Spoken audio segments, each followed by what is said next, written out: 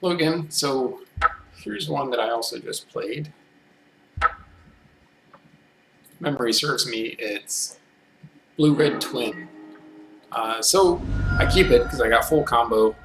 And right here, I played the probe, and I'm like, hey, it'd be kind of cool if I drew into a needle, which I did. And I wrote down what I saw in my opponent's hand. That's a habit that I'm trying to make sure I always do, but sometimes I do forget. So I see my opponent has no action whatsoever. So if I can land this combo quick, then I'm good to go. I've got the game won. So I see my opponent still just top decking more lands. This is really bad luck. My opponent gets mana flooded in game one. I'll let my opponent draw those burns, the bolts and whatnot. Not too worried about it. So now I know if I can just keep my opponent off of drawing business cards, I'm good. I know my opponent doesn't have anything for that bridge, so. Oh, wait, yeah, I forgot. It did have a remand, but it didn't. The remand doesn't do anything. So now I've pretty much got the lock here. My opponent has 0 clock whatsoever, so I have plenty of time.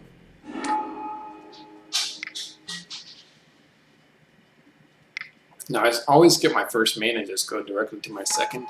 That actually got me a bit, so because my opponent was able to tap down a land during my first main, and I didn't hold priority for anything, and made it so my opponent was able to keep me with 1 card in hand and swing under bridge for a turn. But it doesn't really matter.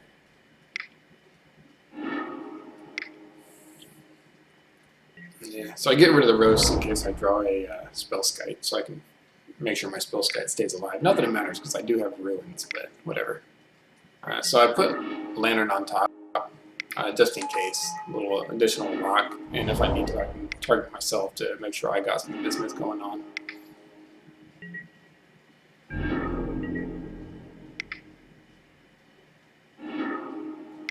Again, I'm letting my opponent draw the burn, because he doesn't have enough burn in the deck, so long as I keep him off Snapcasters, so. I don't really need the decay, so I skip on it.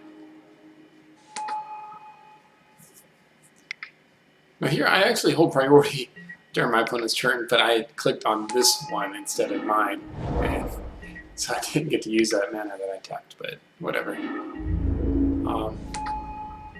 Yeah, I was letting my opponent draw that Jace because I had Brep Decay on top, so I was like, it's fine. Let him draw dead cards. And get a second Spellskite. I mean, the game's really over at this point, but my opponent's playing it out.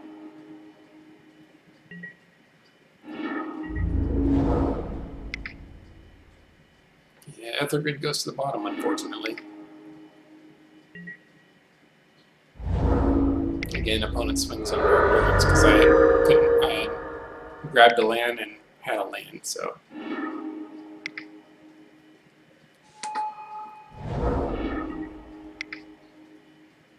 Now, I always let my opponent draw Serum Visions so long as I have a couple mill rocks, because really they're just paying a blue to let me mill them some more. Yeah, all my opponent's Scalding Tarns are shut off. Since the very beginning of the game, I noticed my opponent had a Tarn in hand, and Tarn on top, and whatnot, so I went ahead and named it. So he's got 3 Tarns right here that aren't doing squat, making it so that he can't shuffle up at instant speed to get around my lock. But yeah, opponent eventually concedes. And game 2. So I keep it because I got a Brep Decay to stop the twin combo, I got Lantern, I got Disruption here, and I can see my opponent's hand early on. Really, oh yeah, and I got Sterns to draw into a bridge if I need to, or a Mill Rock. I end up drawing that. I probably should have done the Inquisition first, but it wasn't bad because, I mean, I was going to play the Inquisition anyways, I guess. But yeah, grab the bridge, and I see my opponent has kept a, if I'm not mistaken, a 1-land hand. Yeah, he had to mill down and kept a 1-land hand, or mull down and kept a 1-land hand. So it made it really easy to just control my opponent. And you see that Surgical Extraction on top. I know that, oh yeah, shuffle up that Ancient Grudge away. So I just surgical out all the steam vents.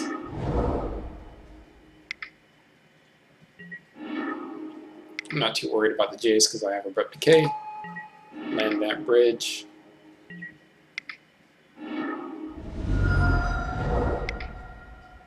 And when I get rid of the steam vents, it reshuffles the library. I get a good look, so I know my opponent doesn't get that fetch line he had on top. So now I'm letting my opponent draw anything. Like, I'm letting them draw stuff that'll give him colorless. I don't really care about that stuff. I just, as long as he doesn't get the third blue, and as long as he doesn't get red, I'm good. So that's all I'm doing, just controlling the third blue and red. So he doesn't have the green to flash that back, so I'm okay. So now he's got a ton of dead cards in the library.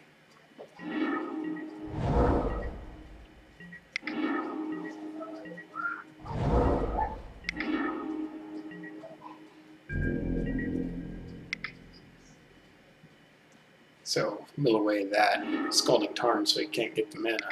He doesn't have the red mana to play that Blood Moon he just drew. I have a Abrupt Decay on top, so I'm okay with Jace hit and play. I'll just decay it. I don't want my opponent to have the relic, so I get rid of it. I let him have the bolt because he doesn't have red mana. And then I just mill into what I want. Oh yeah, and I sack my Shredder to get a surgical. And so surgical away all those Grafdigger's Cage, yeah. Surgical away all of a bunch of other red mana producing. So now the only red mana producing stuff he has left is a Stomping Ground and Basic Mountain, which is right here, which I mill away. So now all he's got is a Stomping Ground, and I have way too many mill pieces for my opponent to be able to get it. And that's the game. He doesn't even have enough red mana left in the deck to play a Splinter Twin. And so that's game 2. And thanks for watching.